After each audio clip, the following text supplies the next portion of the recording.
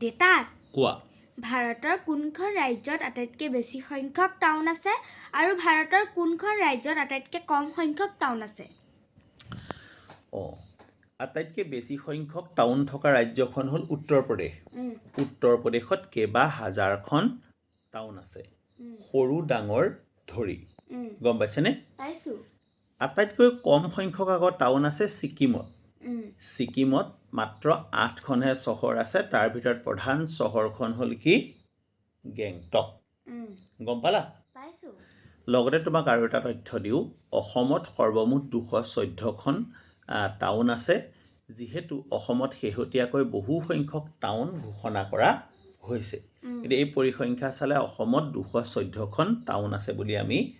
গম পাওঁ গম পাইছেনে পাইছোঁ চ' আমি গম পালোঁ যে আটাইতকৈ বেছি সংখ্যক টাউন আছে উত্তৰ প্ৰদেশত